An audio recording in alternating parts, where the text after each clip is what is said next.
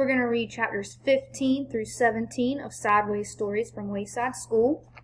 And chapter 15 is Dee Dee. This story contains a problem and a solution. Dee Dee was a mousy-looking kid. Unlike most children at Wayside School, she liked recess better than spelling. As soon as the recess bell rang, she would jump up from her seat and run out the door. There were big signs in Wayside School on every floor. No jumping down the stairs. Dee Dee never seemed to notice the signs. She jumped down the stairs. Some children took the stairs 2 at a time. Dee Dee took them 10 at a time. That was on the way down. It was funny. She never seemed to be in quite the same hurry on the way back up. There was another sign at Wayside School. No cutting across the grass. Dee Dee must not ever have seen that one either. She cut across the grass and ran up to Louis, the yard teacher. "I want a green ball," Dee Dee said. "The green balls were the best." "I'm all out of green balls," said Louis. "Okay, then I want a red ball," said Dee Dee. The red balls were just about as good as the green balls. They didn't bounce as high, but actually sometimes you don't want a ball to bounce too high. "I'm all out of red balls too," said Louis. "Do you have anything left?" asked Dee Dee. Dee Dee meant anything besides the yellow ball. There was one yellow ball at Wayside School, and Louis was always trying to get rid of it. It didn't bounce, and it never went the way it was kicked. "Anything at all?" asked Dee Dee. "Today is your lucky day," said Louis. "I have one ball left, just for you. The one and only yellow ball." "No, thanks," said Dee Dee. "Aw, come on, take it," said Louis. "Why don't you ever have any green or red balls?" asked Dee Dee. "I do," said Louis, "but the other children ask first. By the time you get out here, they're all gone." "But that's because I have to come all the way from the 30th story. How do you expect me to compete with the kids from the 1st or 2nd?" she asked. "That's why I saved you the yellow ball," said Louis. "Everybody wanted it, but I saved it just for you." "I bet," said Dee Dee. She took the yellow ball and bounced it on the ground. It stopped dead with a thud. She stepped back, ran up, and kicked it. It went backwards over her head. She didn't bother chasing it. Instead, she played hopscotch with Jenny and Leslie. She thought it was disgusting. The next day, Dee Dee asked Miss Jules if she could go to recess early. "Why?" asked Miss Jules. "So I could get a green ball before Louis gives them all away," said Dee Dee. "I'm glad you have a good reason," said Miss Jules. "Yes, you may go. But first, spell Mississippi for me." Spelling was not Dee Dee's best subject. By the time she finally got it right, she was 5 minutes late for recess. She jumped down the stairs, cut across the grass, and ran up to Louis. There were no green balls left. There were no red balls left either. However, there was still the yellow ball. Dee Dee played jump rope with Joy and Mauricia. It was no better than hopscotch. So Dee Dee's problem was to figure out a way to get a green ball, or at least a red ball. You already know that this story also contains a solution.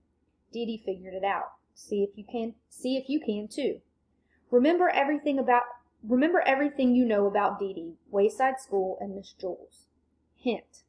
The next day, Dee Dee brought a cream cheese and jelly sandwich, some nuts, and shredded cheese in her lunchbox. Here's what happened. Just before recess, Dee Dee smeared the cream cheese and jelly all over her face. Then she stuffed her mouth with nuts and hung the shredded cheese from her nose. When she closed her eyes, she looked just like a dead rat. Todd was in on the plan. "Miss Jules," he called out, "there's a dead rat in the classroom." Miss Jules was very put out. "I want that dead rat outside immediately." When Miss Jules said immediately, she meant it. Dee Dee instantly found herself outside on the playground. "I want a green ball," she said. Louis pretended that he hadn't heard her. "May I please have a green ball?" asked Dee Dee. Louis gave her a green ball. "I don't know how you did it, Dee Dee, but you're first today," he said.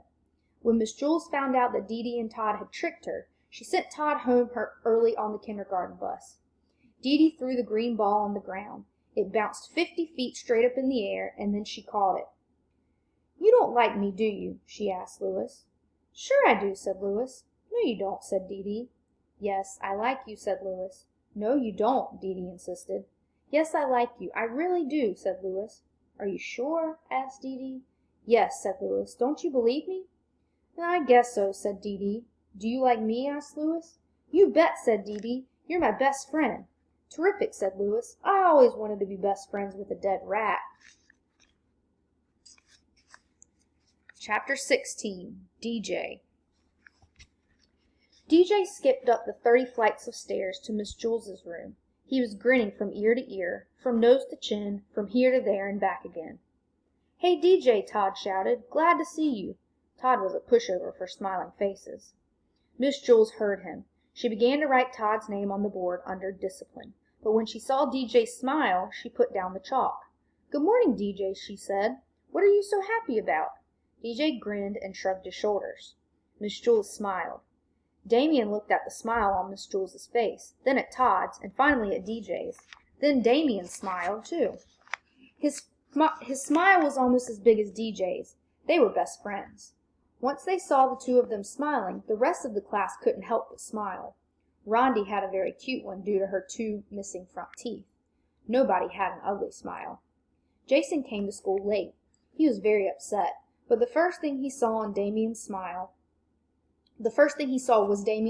and he felt a little bit better.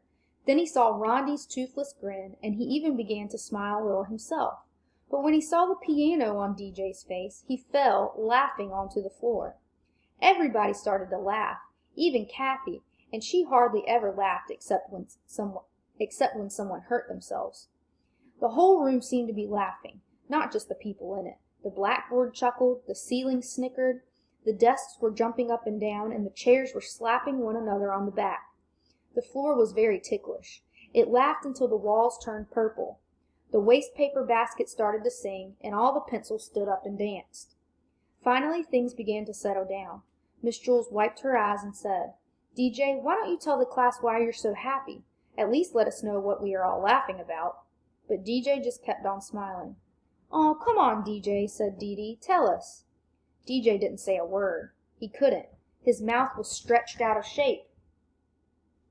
"Let us guess," said Ron. "If we guess right, will you tell us?" DJ nodded his head. His smile began to hurt his ears. Everyone took one guess. "Have you been swimming? Is it your birthday? Are you in love? Did you get a green ball?" Nobody guessed right. At recess, DJ was still smiling. Louis, the yard teacher, called, "Hey, DJ, come here." They walked to the far corner of the playground where they were alone. "What's up, DJ?" Louis asked. DJ just smiled. "Come on, DJ, you can tell me. Why are you so happy?" DJ looked up at him. He said, "You need a reason to be sad. You don't need a reason to be happy." Chapter 17, John. John had light brown hair and a round head. He was Joe's best friend. John was one of the smartest boys in Miss Jules's class, but he had one problem. He could only read words written upside down. Nobody ever wrote anything upside down, but it was only a little problem. John was still in the high reading group. He just turned his book upside down. It was easier for John to turn his book upside down than to learn to read correctly. But the easiest way isn't always the best way. Miss Jules said, "John, you can't go on reading like this. You can't spend the rest of your life turning your book upside down." "Why not?" asked John. "Because I said so, Miss Jules."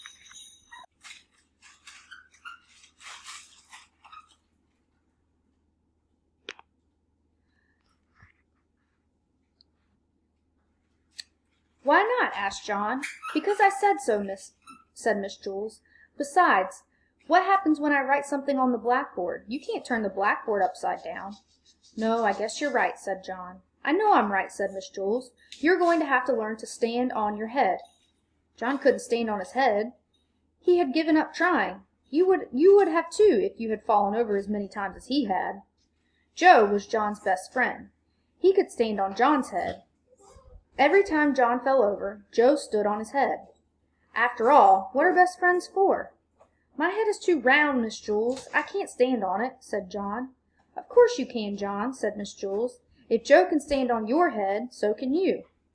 "It's easy, John," said Joe. "I can't," John repeated. "I always fall over."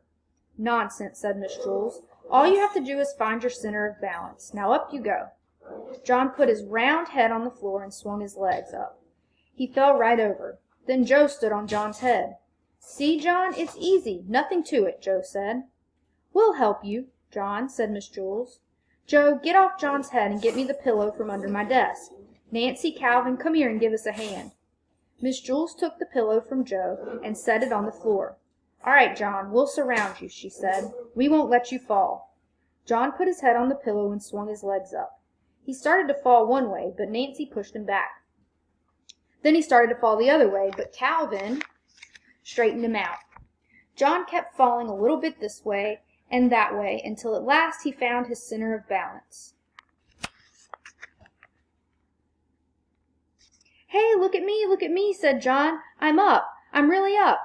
I'm standing on my head. I found my center of balance. It's beautiful. I can read the blackboard. Hey, Calvin, bring me a book, and you don't have to turn it upside down. Ha ha. Hey, hoo, ah! And bam! While Calvin went to get the book, John fell flat on his face. You better stay off my head, Joe, he warned.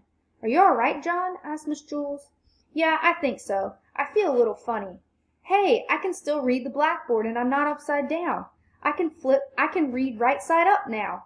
When I fell, I must have flipped my brain or something. That is wonderful, John, said Miss Jules. Here, put the pillow back under my desk. As a reward, you may have a Tootsie Roll Pop. They are in the coffee can on top of my desk. John placed the pillow on top of her desk, then he looked under the desk, but he couldn't find the Tootsie Roll Pops anywhere.